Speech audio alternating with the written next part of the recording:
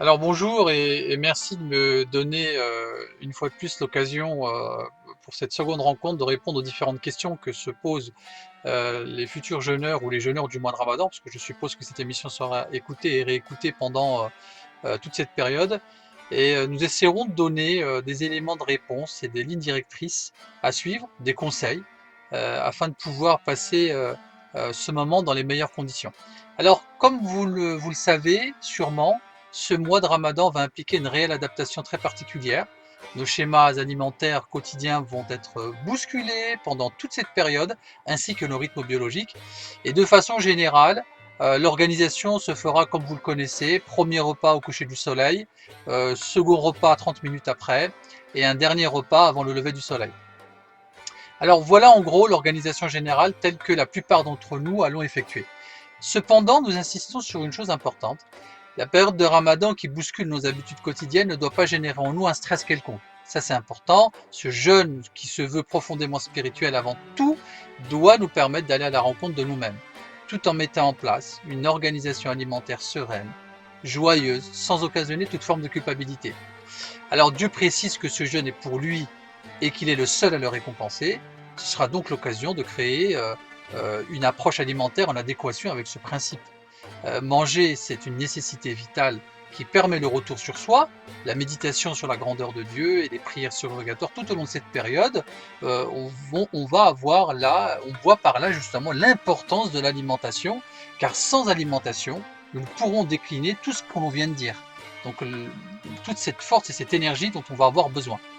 Alors nous allons essayer d'organiser ce propos comme suit: l'organisation générale des repas, les erreurs à éviter, aller à la rencontre du prophète Mohammed sallallahu alayhi wa sallam et des conseils qu'il nous a légués.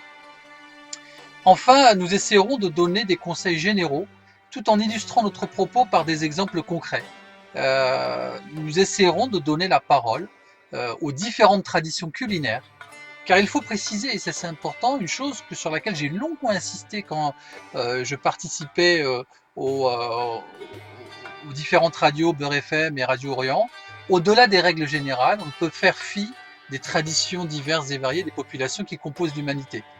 À chaque tradition, il y a ses recettes, et les peuples ont su s'adapter en fonction de leur code génétique.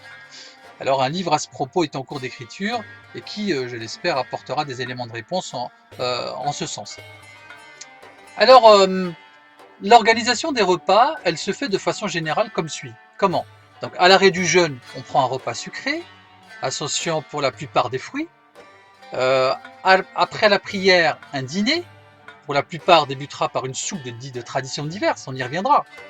Enfin, avant la reprise du jeûne, un petit déjeuner, qui pour certains sera un plat assez consistant afin de tenir la journée. Là aussi, on y reviendra. J'apporte ici tout de même un élément important. Nous sommes dans un moment particulier rarement vécu. Alors rarement vécu, oui, parce que on va expérimenter peut-être quelque chose qu'on n'a pas l'habitude de faire. Habituellement, on était dans une approche plutôt on va travailler, on passe le temps pendant le travail, et on a donc des éléments, quelque chose qui nous fait passer le temps. Aujourd'hui, euh, on va plus passer le temps comme d'habitude, on va probablement méditer davantage. Et de la même façon que pendant les 10 derniers jours du mois de Ramadan, où on fait l'irtikaf justement pour se revenir sur soi avec plus de calme, plus de sérénité, eh ben, l'occasion nous est donnée aujourd'hui de le mettre en pratique dès le début, pendant cette période de confinement. Alors bien sûr, il y aura pour certaines personnes le télétravail. Cela n'empêche que les moments de sérénité et de méditation seront beaucoup plus intenses qu'à l'habitude. Alors parmi les erreurs à éviter, et surtout la plus importante, surtout ne jamais modifier l'ordre des repas. Ce qui serait nocif autant pour la santé que pour la bonne conduite du jeûne. Comme vous l'avez compris depuis le début, les repas suivent un ordre assez logique qui correspond à la demande physiologique et qui s'adapte et donne toute l'énergie qu'il faut pendant cette période, au risque de générer de la fatigue dans la journée tout au long de cette période de jeûne qui s'articulera entre le lever du soleil jusqu'au coucher du soleil. Alors, et ça, c'est très important pour que on puisse supporter et parfaitement ce jeûne tout au long de la journée. Et il est important de suivre cet enchaînement logique pour éviter aussi des moments d'alimentation déséquilibrés pendant la période qui se mettra en place entre le moment du coucher du soleil jusqu'au lever du soleil, c'est-à-dire pendant cette période du déjeuner jusqu'à la reprise du jeûne. Alors je vous propose maintenant d'aller à la rencontre du prophète Mohammed sallallahu alayhi wa sallam et de voir les conseils qu'il nous a donnés et les grandes lignes directrices à suivre pour pratiquer ce jeûne dans les meilleures conditions.